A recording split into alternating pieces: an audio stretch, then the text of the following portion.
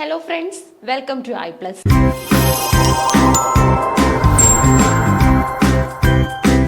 ഇന്നത്തെ ക്ലാസ്സിൽ നമ്മൾ ഡിസ്കസ് ചെയ്യാനായിട്ട് പോകുന്നത് ഡിസംബറിൽ സംഘടിപ്പിച്ച നമ്മുടെ നെറ്റ് ഇംഗ്ലീഷിന്റെ ക്വസ്റ്റ്യൻ പേപ്പർ അനാലിസിസ് ആണ്. ഓക്കെ, അപ്പോൾ ഡിസംബറിലെ എക്സാം നമുക്ക് ഡിസംബർ സൈക്കിള് ആക്ച്വലി നമുക്ക് ജാനുവരിയിലായിരുന്നു ഉണ്ടായിരുന്നത്. സോ ഒരു എക്സാമുമായിട്ട് ബേസ് ചെയ്തിട്ടുള്ള ഐഡിയാസ് ഒക്കെയാണ് നമ്മൾ ഇന്നത്തെ ക്ലാസ്സിൽ ഡിസ്കസ് ചെയ്യുന്നത്. 95 ചോദ്യങ്ങൾ നമ്മൾ കംപ്ലീറ്റ് ചെയ്തിട്ടുണ്ട്.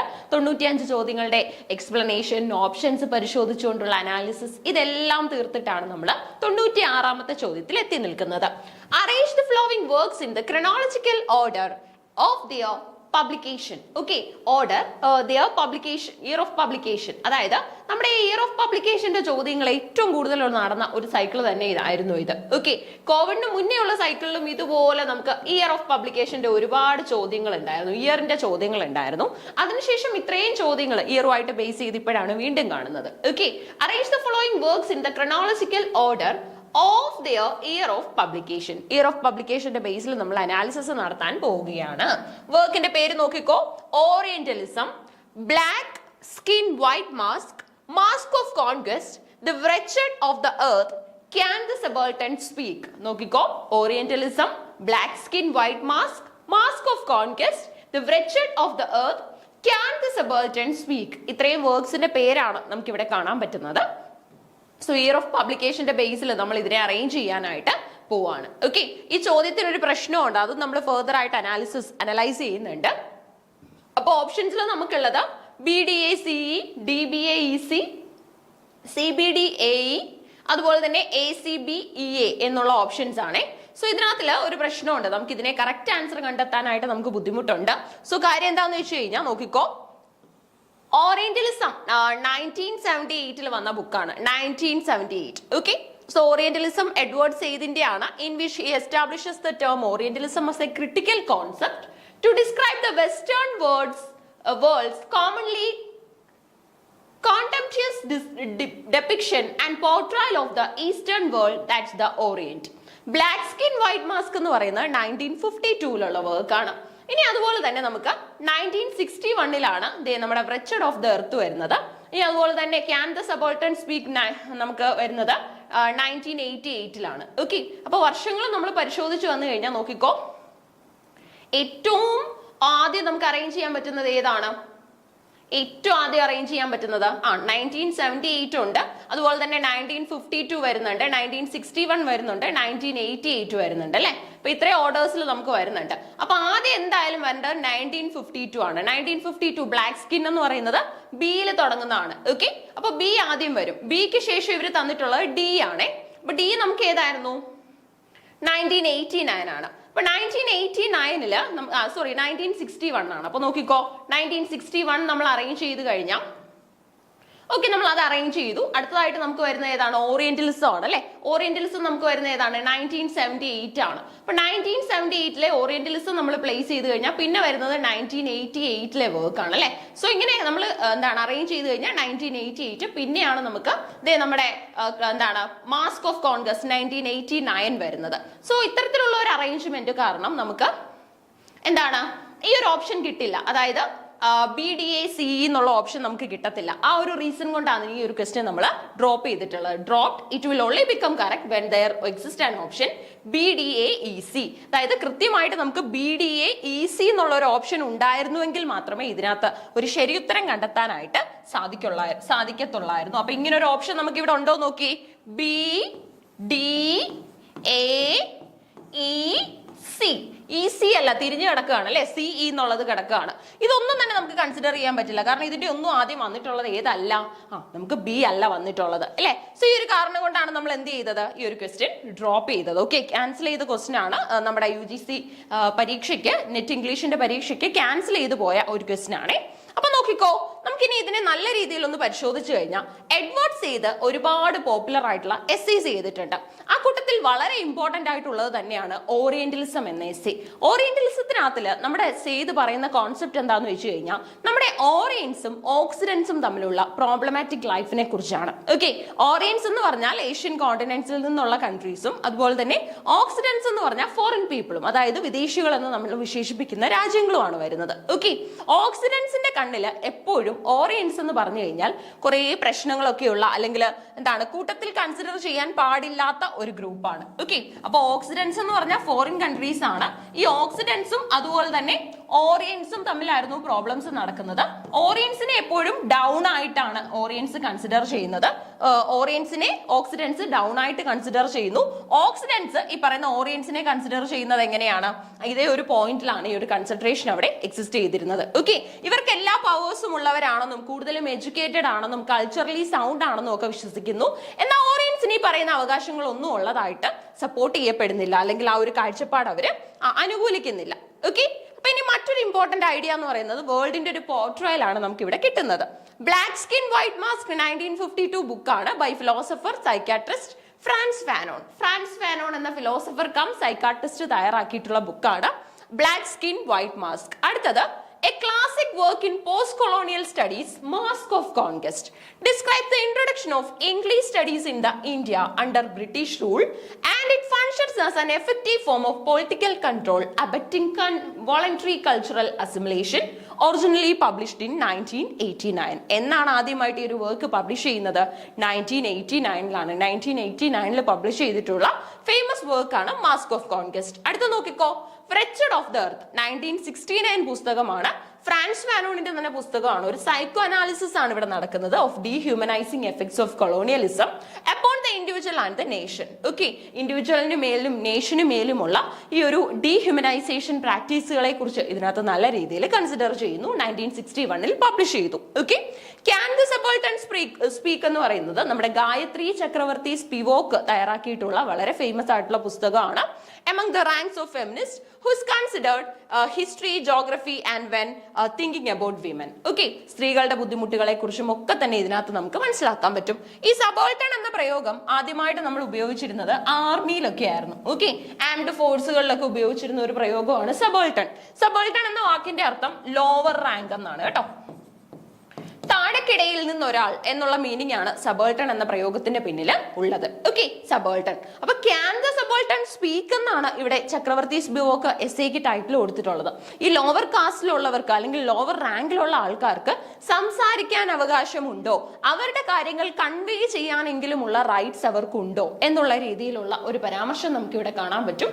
1988 ആണ് ഇതിന്റെ ഇയർ ഓഫ് പബ്ലിക്കേഷൻ. 1988. ഓക്കെ, അപ്പൊ ഫെമിനിസവും ഒക്കെ തന്നെ ഡിസ്കസ് ചെയ്യുന്ന വളരെ ഇമ്പോർട്ടന്റ് ആയിട്ടുള്ള വർക്ക് ആണ്. അപ്പൊ എന്തുകൊണ്ടാണ് ഈ ക്വസ്റ്റ്യൻ ക്യാൻസൽ ചെയ്തതെന്ന് മനസ്സിലായല്ലോ. ഇതിന്റെ ഓപ്ഷൻ നമുക്ക് ശരിയുത്തരമായിട്ട് പരിഗണിക്കാൻ പറ്റുന്ന ഓപ്ഷൻ ഇതിനകത്തില്ല. അതായത് BDA EC ഇതിനകത്തില്ല, BDA CE എന്നുള്ള ഓപ്ഷനാണ് നമുക്ക് കാണാൻ പറ്റുന്നത്. ഓക്കെ, അപ്പൊ ഇങ്ങനെയുള്ള കേസസിലാണ് മിസ്റ്റേക്ക് അവരുടെ ഭാഗത്തു നിന്നും സംഭവിക്കുന്ന കേസസിലാണ് ക്വസ്റ്റ്യൻ എന്ത് ചെയ്യുന്നത്, ക്യാൻസൽ ചെയ്യുന്നത്. അപ്പൊ അടുത്ത നമുക്ക് വേണ്ടത് 97ാമത്തെ ക്വസ്റ്റ്യൻ ആണ്. Which of the following novelists did not employ stream of consciousness technique? നോവലിസ്റ്റുകൾ ഉപയോഗിക്കുന്ന ഏറ്റവും ഫേമസ് ആയിട്ടുള്ള ടെക്നിക് അതാണ് സ്ട്രീം ഓഫ് കോൺഷ്യസ്നസ്. ഓക്കെ, അപ്പൊ ഈ കൂട്ടത്തിൽ ഒരു writer stream of consciousness technique ഉപയോഗിച്ചിട്ടില്ല. ക്വസ്റ്റ്യൻ നോക്കിക്കേ, which of the following novelists did not employ stream of consciousness technique? Okay, അതായത് stream of consciousness technique employ ചെയ്തിട്ടില്ലാത്ത നോവലിസ്റ്റ് ആരാണ്? ഡിഡ് നോട്ട് എംപ്ലോയ് എന്നാണ് ചോദിച്ചിട്ടുള്ളത്. ഓക്കെ, അതായത് നമ്മളെ ഇൻട്രോസ്പെക്ഷൻ, മെന്റൽ പെർസ്പെക്റ്റീവ്, മൈൻഡ് തിങ്കിങ്ങിനൊക്കെ തന്നെ പ്രാധാന്യം കൊടുക്കുന്ന ഒരു ടെക്നിക്കാണ് സ്ട്രീം ഓഫ് കോൺഷ്യസ്നസ്. മൈൻഡ് എന്ന് ആലോചിച്ചാൽ മതി. സോ വൂൾഫും അതുപോലെ തന്നെ നമ്മുടെ ജോയ്സ്, റിച്ചാർഡ്സൺ, ഗ്രീൻ, ഇത്രയും ആൾക്കാരാണ് ഓപ്ഷൻസിലുള്ളത്. 4 പേരും ഫേമസ് ആയിട്ടുള്ള നോവലിസ്റ്റുകൾ തന്നെയാണ്. ഓക്കെ, വളരെ മികച്ച നോവലുകളൊക്കെ തന്നെ എഴുതി നമ്മുടെ ലിറ്ററേച്ചറിനെ സമ്പന്നമാക്കിയിട്ടുള്ള റൈറ്റേഴ്സ് ആണ്. അപ്പൊ നോക്കിക്കോ, സ്ട്രീം ഓഫ് കോൺഷ്യസ്നസ്സുമായിട്ട് ബന്ധമില്ലാത്തത് ആർക്കാണ്? വൂൾഫിനെ നമുക്ക് എലിമിനേറ്റ് ചെയ്യാൻ പറ്റുമോ? Woolf of course stream of കോൺഷ്യസ്നസിന്റെ വക്താവാണ്. ജെയിംസ് ജോയ്സോ? യുലൈസിസ് അടക്കമുള്ള നോവലുകളിൽ സ്ട്രീം ഓഫ് കോൺഷ്യസ്നസ് എംപ്ലോയ് ചെയ്തിട്ടുണ്ട്. ഡൊറോത്തി റിച്ചാർഡ്സണും ആ ഒരു പോയിന്റ് തന്നെ ഡെവലപ്പ് ചെയ്യാൻ ശ്രമിച്ചിട്ടുണ്ട്. ഗ്രഹാം ഗ്രീൻ ആണ് ഇതിന്റെ ശരി ഉത്തരം വരുന്നത്. ഓക്കെ, ഗ്രഹാം ഗ്രീൻ ആണ് സ്ട്രീം ഓഫ് കോൺഷ്യസ്നസ് ടെക്നിക്ക് ഈ കൂട്ടത്തിൽ ഉപയോഗിച്ചിട്ടില്ലാത്തത്. അപ്പൊ നോക്കിക്കോ, നമ്മുടെ വിർജിനിയ വൂൾഫും ജെയിംസ് ജോയ്സും ഇതിന്റെ വളരെ പോപ്പുലർ ആയിട്ടുള്ള ആൾക്കാരാണ്. ഓക്കെ, അതായത് ഈ ഒരു എന്താണ് മെയിൻ ക്യാരക്ടറിന്റെ മനസ്സിലൂടെ അല്ലെങ്കിൽ പ്രധാന കഥാപാത്രത്തിന്റെ ജീവിതത്തിലൂടെ അല്ലെങ്കിൽ മാനസിക ചിന്തകളിലൂടെ നമ്മുടെ റീഡേഴ്സിന് സഞ്ചരിക്കാൻ കിട്ടുന്ന ഒരു അവസരമാണ് സ്ട്രീം ഓഫ് കോൺഷ്യസ്നസ്. നോക്കിക്കോ, stream of consciousness narrative technique in non-dramatic fiction intended to render the flow of married impressions, visual, auditory, physical, associative and subliminal that impinge on the consciousness of an individual and form part of the character's awareness along with the trend of the character's rational thoughts. Okay, പ്രധാന കഥാപാത്രത്തിന്റെ ജീവിതത്തിലേക്ക് ഒരു എത്തിനോട്ടം അല്ലെങ്കിൽ മാനസിക ചിന്തകളിലേക്ക് ഒരു എത്തിനോട്ടം. വളരെ wide ആയിട്ടുള്ള narrative ആയിരിക്കും ഇതിനുണ്ടാവുന്നത്. ഇനി അതുപോലെ തന്നെ നമുക്ക് കാണാൻ പറ്റുന്ന മറ്റൊരു കാര്യം എന്ന് പറയുന്നത് ഒരുപാട് ഇമ്പോർട്ടന്റ് ആയിട്ടുള്ള പേഴ്സ്പെക്റ്റീവുകളെ ഇതിനകത്ത് എംപ്ലോയ് ചെയ്യാറുണ്ട്. The term was first used by psychologist William James in the Principles of Psychology 1890. Okay, അപ്പൊ നമ്മുടെ സൈക്കോളജിസ്റ്റ് കൂടിയായ വില്യം ജെയിംസിന്റെ പ്രിൻസിപ്പിൾസ് ഓഫ് സൈക്കോളജി എന്ന പുസ്തകത്തിലാണ് ആദ്യമായിട്ട് സ്ട്രീം ഓഫ് കോൺഷ്യസ്നെസ്സിനെ കുറിച്ച് പറയുന്നത്. ഓക്കെ, ഈ ഒരു ഐഡിയ മനസ്സിലാക്കിയതിനു ശേഷം, ഈ സൈക്കോളജിസ്റ്റിന്റെ പേഴ്സ്പെക്റ്റീവ് മനസ്സിലാക്കിയതിനു ശേഷമാണ് പല റൈറ്റേഴ്സും പല പോപ്പുലർ ആയിട്ടുള്ള നോവലിസ്റ്റുകളും അവരുടെ നോവലിൽ സ്ട്രീം ഓഫ് കോൺഷ്യസ്നെസ് എംപ്ലോയ് ചെയ്യാൻ തുടങ്ങിയത്. ഓക്കെ, അപ്പൊ സ്ട്രീം ഓഫ് കോൺഷ്യസ്നെസ്സിന്റെ ഐഡിയ ആദ്യം വരുന്നത് എവിടെയാണ്? സൈക്കോളജിസ്റ്റ് ആയിട്ടുള്ള നമ്മുടെ വില്യം ജെയിംസിന്റെ പുസ്തകത്തിലാണ്. പുസ്തകത്തിന്റെ പേര് പ്രിൻസിപ്പിൾസ് ഓഫ് സൈക്കോളജി എന്നാണ്.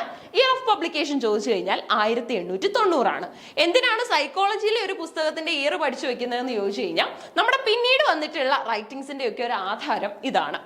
അടുത്ത നോക്കിക്കോ, അഡ്ലിൻ വിർജീനിയ വുൾഫ് നമ്മുടെ ഓപ്ഷനിൽ ഉണ്ടായിരുന്നു. ഇംഗ്ലീഷ് റൈറ്റർ ആണ്. Considered one of the most important novelist of the 20th century authors. She has pioneered the use of stream of consciousness as a narrative device. Woolf was born into an affluent household in South Kensington, London. Okay, അപ്പോൾ south കെനിങ്സ്റ്റൺ ലണ്ടനിൽ ഒരു affluent house hold member കൂടെയായിരുന്നു നമ്മുടെ Virginia wolf. അടുത്ത നമുക്കുള്ളത് നമ്മുടെ popular ആയിട്ടുള്ള Virginia വുൾഫിന്റെ ഏറ്റവും പ്രധാനപ്പെട്ട പുസ്തകം ചോദിച്ചു കഴിഞ്ഞാൽ റൂം ഓഫ് വൺ സോൺ ആണ് കേട്ടോ. റൂം ഓഫ് വൺ സോൺ, അതുപോലെ തന്നെ നമ്മുടെ വളരെ പോപ്പുലർ ആയിട്ടുള്ള നോവലുകളൊക്കെ ചെയ്തിട്ടുണ്ട്, ഫെമിനിസ്റ്റ് നോവലുകൾ. ഇനി നമ്മുടെ ജെയിംസ് അഗസ്റ്റിൻ അലോഷ്യസ് ജോയ്സിനെ കുറിച്ച് ചോദിച്ചു കഴിഞ്ഞാൽ ഐറിഷ് നോവലിസ്റ്റ് ആണ്, പോയറ്റ് ആണ്, ലിറ്റററി ക്രിറ്റിക് ആണ്. He contributed to the modernist avant-garde movement and is regarded as one of the most influential and important writers of the 20th century. Okay, ഏറ്റവും influential ആയിട്ടുള്ള ഏറ്റവും important writer of the 20th century ആയിട്ടാണ് നമ്മൾ ഇദ്ദേഹത്തിനെ consider ചെയ്യുന്നത്. Dorothy Miller Richardson ആണ് ഇനി നമുക്ക് ഓപ്ഷനിലുള്ളത്. ഓക്കെ, ഇനി അതുപോലെ തന്നെ നിങ്ങളോട് പെട്ടെന്ന് ചോദിച്ചു കഴിഞ്ഞാൽ ജെയിംസ് ജോയ്സിന്റെ ഒരു നോവൽ ചോദിച്ചു കഴിഞ്ഞാൽ ഏതായിരിക്കും പറയുന്നത്? യുലൈസിസ് ആണ് കേട്ടോ. യുലൈസിന്റെ ഇയർ ഓഫ് പബ്ലിക്കേഷൻ ഏതാ? 1922. 1922 എന്ന വർഷത്തിൽ നമുക്ക് ലിറ്ററേച്ചറിൽ കിട്ടിയ ഏറ്റവും മികച്ച 2 സംഭാവനകളാണ്. ഒന്ന് വേസ്ലൻഡ്, ടി.എസ്. എലിയറ്റിന്റെ വേസ്ലൻഡ്, മോഡേൺ റൈറ്ററിന്റെ നോവലിസ്റ്റ് സ്റ്റോറി കം പോയമായിട്ടുള്ള വേസ്ലൻഡ്, 5 ഭാഗങ്ങൾ ഉള്ളതാണ്, 1922. And you can also say the famous novel Ulysses 1922 by the writer Joyce. അടുത്ത നമുക്കുള്ളത് ഡൊറോത്തി മില്ലർ റിച്ചാർഡ്സൺ ആണ്, ഒരു British author and journalist. And also you can see the author of Pilgrimage, a sequence of 13 semi-autobiographical novels published between 1915 and 1967. Okay, 13 ജീവിതവുമായിട്ട് കുറച്ച് connections ഒക്കെ വരുന്ന നോവലുകളെ നമ്മൾ semi autobiographical നോവലുകൾ എന്നാണ് വിളിക്കുന്നത്. ഓക്കെ, അപ്പം ഈ ഓഫ് പിൽഗ്രിമേജ് എന്ന് പറഞ്ഞു കഴിഞ്ഞാൽ, പിൽഗ്രിമേജ് എന്ന് പറയുന്ന വർക്ക് നമ്മുടെ റിച്ചാർഡ്സന്റെ ആണ്. ഇതിന്റെ പ്രത്യേകത എന്താണെന്ന് ചോദിച്ചു കഴിഞ്ഞാൽ 13 സെമി ഓട്ടോബയോഗ്രഫിക്കൽ നോവലുകൾ ഈ കൂട്ടത്തിൽ ഇൻക്ലൂഡഡ് ആണ്. Though Richardson saw them as chapters of one work, she was one of the earliest modernist novelists to use stream of consciousness as a narrative technique. Okay, അപ്പോൾ stream of consciousness നെ ഒരു narrative technique ആയിട്ട് use ചെയ്യുന്ന വളരെ important ആയിട്ടുള്ള റൈറ്റേഴ്സിന്റെ കൂട്ടത്തിൽ ഒരാളാണ് Richardson. So അടുത്ത നമുക്ക് നമ്മുടെ Graham green. Okay, Henry Graham green, English writer, journalist regarded by many as the leading novelist of 20th century. Combining literary acclaim with widespread popularity, Green acquired a reputation early in his lifetime as a major writer both of serious Catholic novels and of thrillers. Okay, stream of consciousness ടെക്നിക്കുമായിട്ട് ബന്ധമില്ലാത്ത writer ആരാന്ന് ചോദിച്ചു കഴിഞ്ഞാൽ അതിന്റെ ഉത്തരവും നമുക്ക് കിട്ടി. ആരാണ്? Graham green ആണ്. ഓക്കെ, അപ്പൊ ക്ലിയർ ആയല്ലോ. ഇതാണ് നമ്മുടെ 97ാമത്തെ ക്വസ്റ്റ്യൻ. അപ്പൊ സ്ട്രീം ഓഫ് കോൺഷ്യസ്നെസ്സുമായിട്ട് ബന്ധമില്ലാത്തത് ഗ്രീനിനാണ്. ഓക്കെ, അപ്പൊ ഈ ഓപ്ഷനിലുള്ള റൈറ്റേഴ്സ് ഒക്കെ തന്നെ ഇനിയും ചോദ്യമാവാനുള്ള സാധ്യത വളരെ കൂടുതലാണ്. സോ അതുകൊണ്ട് അത്തരത്തിലും കൂടെ നമ്മൾ പഠിച്ചു വെക്കണം. ദേ മാച്ചപ്പിന്റെ മറ്റൊരു ചോദ്യം. മാച്ചപ്പും ഇയർ ഓഫ് പബ്ലിക്കേഷനും ആയിരുന്നു ശരിക്കും പറഞ്ഞാൽ ഡിസംബർ സൈക്കിളിൽ ഏറ്റവും കൂടുതൽ സ്കോർ ചെയ്ത് നിന്ന 2 കാറ്റഗറി ഓഫ് ക്വസ്റ്റ്യൻസ് അല്ലെ. നോക്കിക്കോ, സെറ്റ് 1 ആൻഡ് സെറ്റ് 2 പ്രൊവൈഡ് ചെയ്തിട്ടുണ്ട്. സെറ്റ് 1 നമുക്ക് ഉള്ളതൊക്കെ തന്നെ ടേംസ് ആണ്, അതിന്റെ മീനിങ്സ് ആണ് ഇവിടെ തന്നിട്ടുള്ളത്. മിസ്മാച്ച് ചെയ്താണ് അറേഞ്ച് ചെയ്തിട്ടുള്ളത്. നോക്കാം. അപ്പം എ ആന്റോനോമാസിയ അവിടെ 1 ആയിട്ട് കൊടുത്തിട്ടുള്ളത് writings or statements of doubtful or spurious authorship. അടുത്തത് antiphrasis, a figure of speech in which some defining word or phrase name. അടുത്തത് നമുക്ക് അപ്പോക്രൈഫയാണ്, narrative of miraculous of god or hero. അടുത്തതായിട്ട് നമുക്കുള്ളത് എറീറ്റാലജി, ironic or humorous use of word in senses opposite to the generally accepted meanings. Okay, അപ്പൊ ഇത്രയാണ് നമുക്ക് ഇവിടെ തന്നിട്ടുള്ളത്. Choose the correct answer from the options given below. തന്നിട്ടുള്ളതിൽ നിന്ന് correct ആയിട്ടുള്ള ആൻസർ നമ്മൾ കണ്ടെത്തണം. നോക്കിക്കോ, A2 B4 C1 D3, A4 B2 C3 D1. നിങ്ങൾ ഈ ഓപ്ഷൻസ് ഒന്ന് എഴുതി എടുക്കുന്നതാണ് ഏറ്റവും നല്ലത്. കാരണം അങ്ങനെയാണെങ്കിൽ വീണ്ടും ടേബിൾ കാണുന്ന സമയത്ത് നിങ്ങൾക്ക് എഴുതാൻ പറ്റും, പെട്ടെന്ന് കണക്ട് ചെയ്യാൻ പറ്റും. A1 B2 C4 D3, A2 B1 C4 D3. Okay, അപ്പൊ ഇത്രയാണ് ഇവിടെ പ്രൊവൈഡ് ചെയ്തിട്ടുള്ളത്. ഫുൾ സ്ക്രീനിൽ നോക്കി കഴിഞ്ഞാൽ നമുക്ക് കിട്ടും.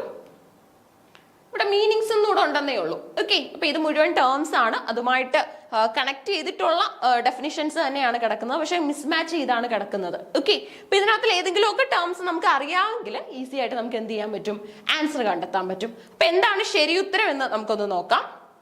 ശരിയുത്തരം വരുന്നത് A2 B4 C1 D3. അതേതാണ്? A2 B4 എന്ന് പറയുമ്പം ഫസ്റ്റ് ഓപ്ഷൻ അല്ലേ, C1 D3. A2 B4 C1 D3. Okay,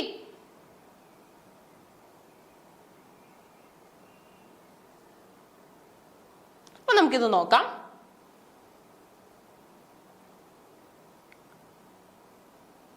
A2 B4 C1 D3. Okay, നോക്കിക്കോ, A2 വരണം അല്ലേ, അപ്പം ആന്റോനോമാസിയുടെ ആൻസർ വരേണ്ടത് എന്താണ്, A2 വരണം. Figure of speech in which some defining word or phrase name. Okay, അതായത് നമ്മൾ ഫിഗർ ഓഫ് സ്പീച്ചുകളിൽ തന്നെ ഏതെങ്കിലും ഒരു പെർട്ടിക്കുലർ വേർഡിനെ കുറിച്ചോ ഏതെങ്കിലും ഒരു ഐഡിയയെ കുറിച്ചോ ഒക്കെ പറയുന്നുണ്ടെങ്കിൽ അതിനെ നമുക്ക് ആന്റോനോമാസിയ എന്ന് പറയാനായിട്ട് സാധിക്കും. ഓക്കെ, കുറെ ഫിഗർ ഓഫ് സ്പീച്ചുകളൊക്കെ നമ്മൾ പഠിച്ചു വെച്ചിട്ടുണ്ട് ഓൾറെഡി. ആ കൂട്ടത്തിൽ വരുന്നതാണ് സിമിലി അല്ലെ, നമ്മൾ പഠിച്ചു വെച്ചിട്ടുള്ള ഒരു ഫിഗർ ഓഫ് സ്പീച്ച് ആണ് മെറ്റഫർ. സോ ഇതിനൊക്കെ പോലെ തന്നെ അല്ലെങ്കിൽ ഇതുമായിട്ടൊക്കെ സിമിലാരിറ്റി ഉള്ള ഒരു ഫിഗർ ഓഫ് സ്പീച്ച് ആണ് ആന്റോനോമാസിയ എന്ന് പറയുന്നത്. അപ്പൊ A2 കറക്റ്റ് ആയി. ഇനി C1 കിട്ടുന്നുണ്ടോ എന്ന് നോക്കണം. C1 എന്ന് പറയുമ്പോൾ ഏതാണ്, antiphrasis, writings or statements of doubtful or spurious authorship. Okay, ശരിക്കും ഈ വർക്ക് എഴുതിയത് ഇന്ന ഓതർ ആണോ എന്ന് നമുക്ക് അറിയത്തില്ല, അല്ലെങ്കിൽ ചില കേസസിൽ ആ ഓതർ ശരിക്കും സ്റ്റേറ്റ് ചെയ്തിട്ടുള്ള ഐഡിയയിൽ കുറച്ച് കൺഫ്യൂഷൻസ് ഒക്കെ എക്സിസ്റ്റ് ചെയ്യുന്നുണ്ട്, കുറച്ച് മിസ്മാച്ചുകളും കുറച്ച് ആംബിഗ്വിറ്റീസും കൺഫ്യൂഷൻസും ഒക്കെ എക്സിസ്റ്റ് ചെയ്യുന്നുണ്ടെങ്കിൽ അതിനെ നമുക്ക് വിളിക്കാൻ സാധിക്കുന്നതാണ് ആന്റിഫ്രേസസ് എന്ന്. ഓക്കെ, ആന്റിഫ്രേസസ്. അപ്പൊ ഈ ടേമുകൾ പലപ്പോഴും MH എബ്രഹാംസിന്റെ ലിറ്റററി ടേംസ് ഒക്കെ കുട്ടികൾ കുത്തിയിരുന്ന് പഠിക്കുന്നത് നമുക്ക് കാണാൻ പറ്റും. അങ്ങനെയുള്ള കേസസിൽ ആ പുസ്തകങ്ങളിൽ നിന്നൊക്കെ ഡയറക്റ്റ് ആയിട്ട് നമുക്ക് വരുന്ന ചോദ്യങ്ങളാണിത്. ഓക്കെ, കുട്ടികളുടെ ആയാലൊക്കെ തന്നെ അല്ലെങ്കിൽ ലിറ്ററേച്ചർ സ്റ്റുഡൻസിന്റെ ഒക്കെ കേസിൽ ഓഫ് കോഴ്സ് അവർ PG ഒക്കെ എത്തുന്ന സമയത്ത് അവരുടെ കയ്യിൽ ഒരു പോക്കറ്റ് ലിറ്റററി ടേം പുസ്തകമൊക്കെ ഉണ്ടായിരിക്കും. അതിൽ നിന്ന് എപ്പോഴും നമുക്ക് ചോദ്യങ്ങൾ വരും. ആ ഒരു കേസിൽ വരുന്നതാണ് ഇതൊക്കെ. ഓക്കെ, അങ്ങനെ പുസ്തകങ്ങളുടെ സപ്പോർട്ടോട് കൂടിയോ അല്ലെങ്കിൽ നമുക്ക് തന്നെ നമ്മുടെ വീഡിയോസ് ഒക്കെ കണ്ട് അല്ലെങ്കിൽ നമ്മുടെ iPlusന്റെ ഒക്കെ ചാനലുകളിൽ നമുക്ക് നോട്ടുകൾ അവൈലബിൾ ആണ്. ഓക്കെ, ഓരോ ടേംസുമായിട്ട് ബേസ് ചെയ്ത് നമുക്ക് നോട്ടുകൾ അവൈലബിൾ ആണ്. അതൊക്കെ എടുത്ത് വായിച്ചു നോക്കി കഴിഞ്ഞാൽ തന്നെ നമുക്ക് ഒരു പരിധി വരെ എന്ത് ചെയ്യാൻ പറ്റും, ഈ കാര്യങ്ങളൊക്കെ മനസ്സിലാക്കാൻ പറ്റും. നമ്മുടെ യൂണിറ്റ് 5 ലാംഗ്വേജ് കോൺസെപ്റ്റുകളുമായിട്ട് ബേസ് ചെയ്ത് വരുന്ന ക്വസ്റ്റ്യൻ ആണിത്. അടുത്ത നമുക്ക് B4 വരണം. അപ്പോക്രൈഫ നോക്കിക്കോ, ironic or humorous use of word in senses opposite to the meaning.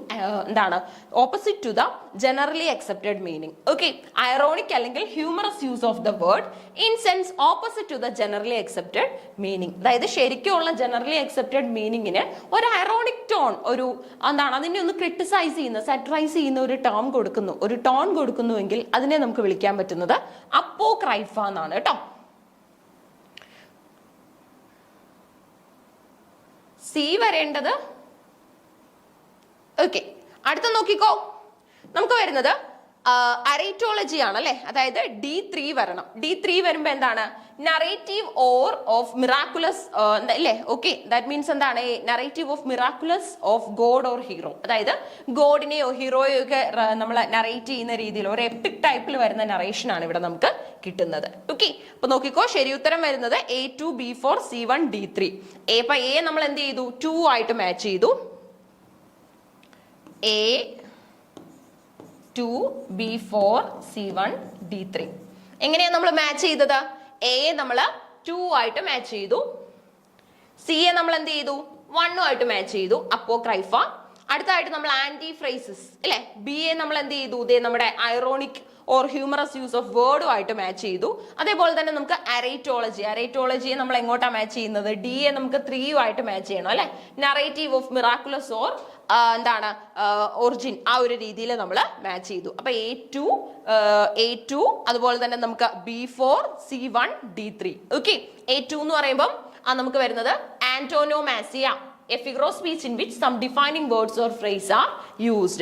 അടുത്തതോ നമുക്ക് B4 വരണം. That means antiphrases, ironic or humorous use of word in senses opposite to the generally accepted meaning. കൃത്യമായിട്ട് ആ രീതിയിൽ തന്നെ മനസ്സിലാക്കി വെക്കണേ, ആ ഒരു ടേമിന്റെ ആ ഒരു കണക്ഷനിൽ തന്നെ മനസ്സിലാക്കി വെക്കണേ.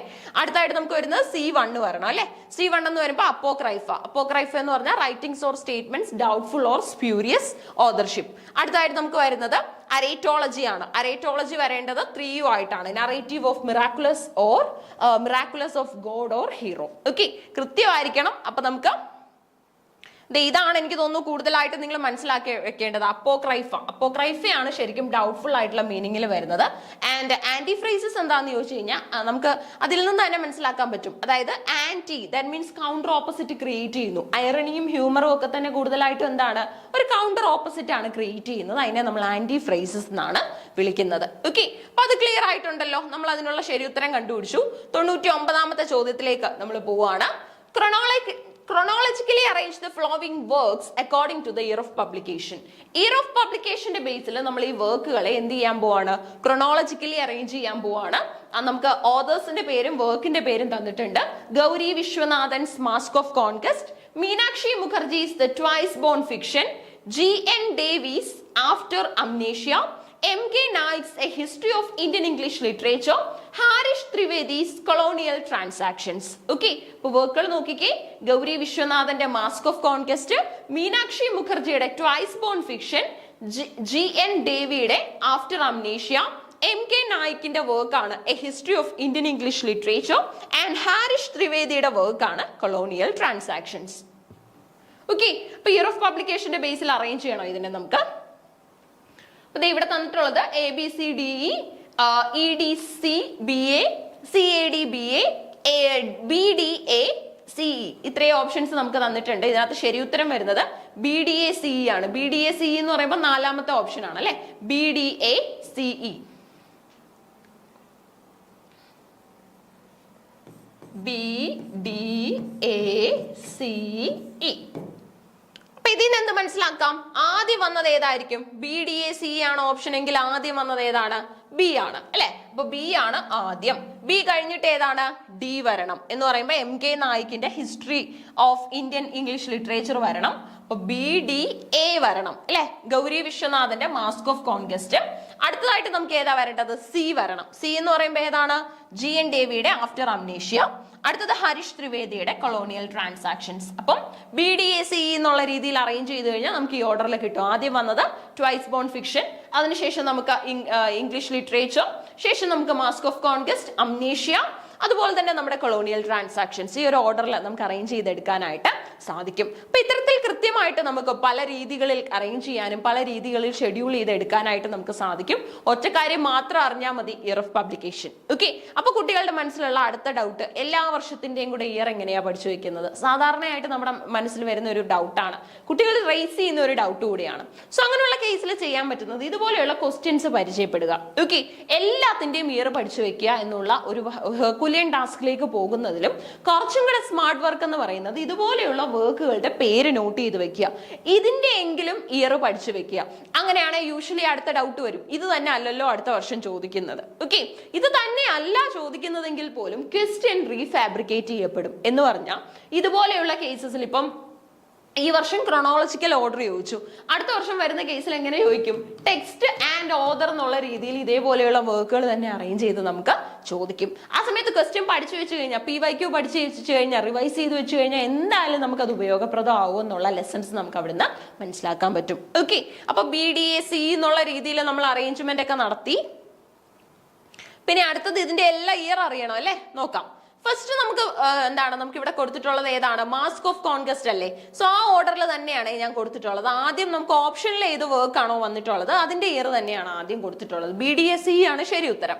A classic work in post colonial studies, mask of conquest describes the introduction of English studies in India under British rule. Okay, അതായത് ബ്രിട്ടീഷ് റൂളിന്റെ അണ്ടറിൽ ഇംഗ്ലീഷ് സ്റ്റഡീസ് എങ്ങനെയാണ് ഇന്ത്യയിൽ പ്രാക്ടിക്കലി പോസിബിൾ ആയിട്ട് വന്നത് എന്ന് പറഞ്ഞു കഴിഞ്ഞാൽ നമ്മുടെ ഇംഗ്ലീഷ് സ്റ്റഡീസിന് എന്തൊക്കെ ചേഞ്ചസ് ആണ് വന്നത്? ഇന്ത്യയിൽ ഇംഗ്ലീഷ് എഡ്യൂക്കേഷൻ കൊണ്ടുവരാനായിട്ട് ഏറ്റവും കൂടുതൽ ഒരു നാഴികക്കല്ലായിട്ട് നിന്നത്, മൈൽ സ്റ്റോൺ ആയിട്ട് നിന്നത് എന്താണെന്ന് ചോദിച്ചു കഴിഞ്ഞാൽ അത് മെക്കൗളി മിനിറ്റ്സ് തന്നെയാണ്. ലോർഡ് മെക്കൗളിയുടെ മെക്കൗളി മിനിറ്റ്സ് ആയിരുന്നു ഇന്ത്യയിൽ ഇംഗ്ലീഷ് എഡ്യൂക്കേഷൻ വരാനായിട്ടുള്ള milestone. And you can also see that Mask of Conquest describes the introduction of English studies in India under British rule and its function as an effective form of political control, abetting voluntary cultural assimilation. Originally published in 1989. എന്നാണ് ഈ പുസ്തകം ആദ്യമായി publish ചെയ്യുന്നത് എന്ന് ചോദിച്ചു കഴിഞ്ഞാൽ 1989 ഇത് ആദ്യമായി പബ്ലിഷ് ചെയ്യുന്നത്. The twice born fiction themes and techniques of the Indian novel in English, novel by Meenakshi Mukherjee, first published in 1971. The study of the Indian novel in English has remained a seminal book for the last 3 decades. Okay, അപ്പോൾ ഏകദേശം last 3 decadesലെ ഒരു seminal important book ആയിട്ട് ഇത് exist ചെയ്തു.